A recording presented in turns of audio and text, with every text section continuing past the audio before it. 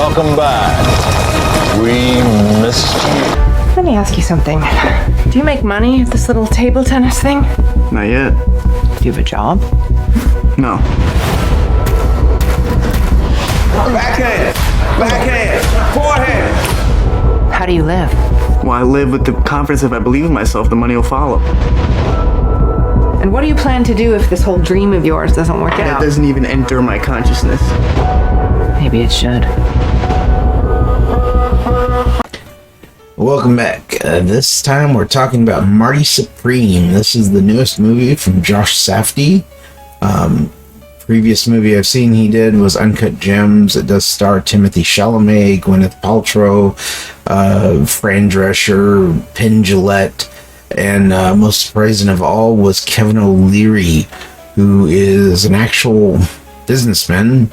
Goes by Mr. Wonderful on Shark Tank, if you've ever seen that kind of show. And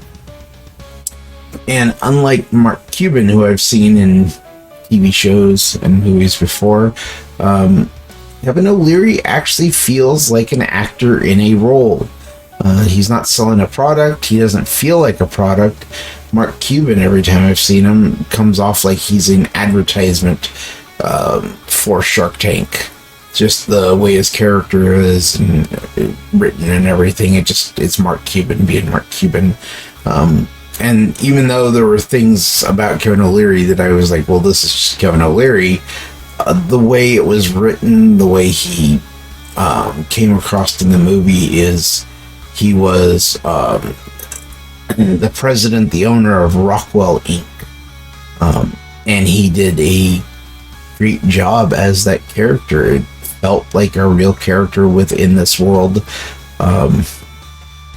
And Marty Mauser, who Timothée Chalamet plays, is he's aspiring table tennis, and they they use the real life. It was 1950s con man. Marty Reisman, I believe, was the guy's name.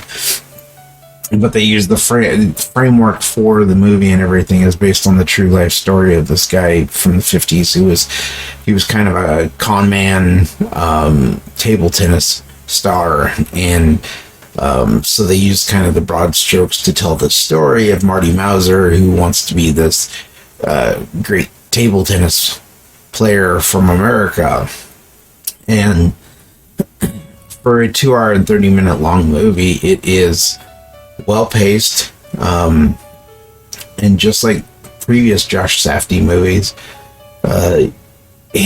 all the characters are realistic. They feel like they're people you'd actually come across, but they also are narcissistic egomaniacs that, I mean, for me at least, and the people I've talked to have seen the movie, they're not people you'd want to hang out with. You wouldn't want to be around these people. They're not, they're just kind of like the worst people you can possibly come across.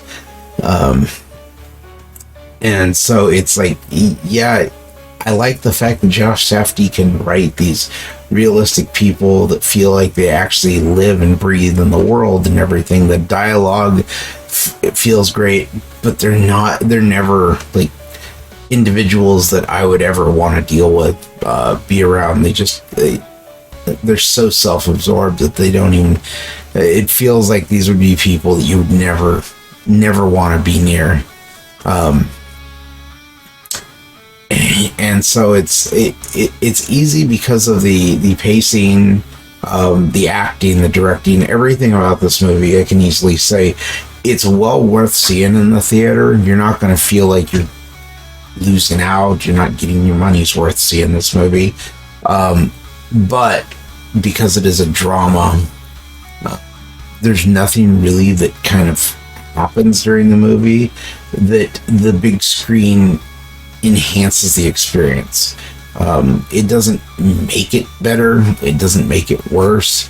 It's just one of those where if you want to see original movies like this, and when I say original, it's like not the same copy paste business model type movie that we see when movies are making money. Like Marvel movies are a good example of that.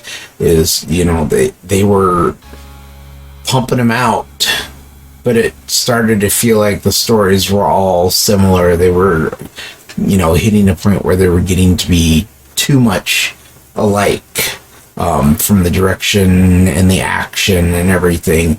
And it's because Disney had found a formula that worked for them to put movies out in the theater, and it's finally hit the point where people aren't watching Marvel movies as much anymore because they were using the same formula.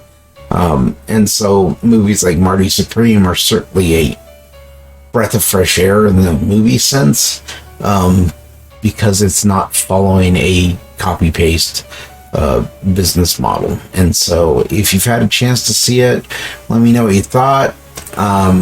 Think about subscribing to the channel.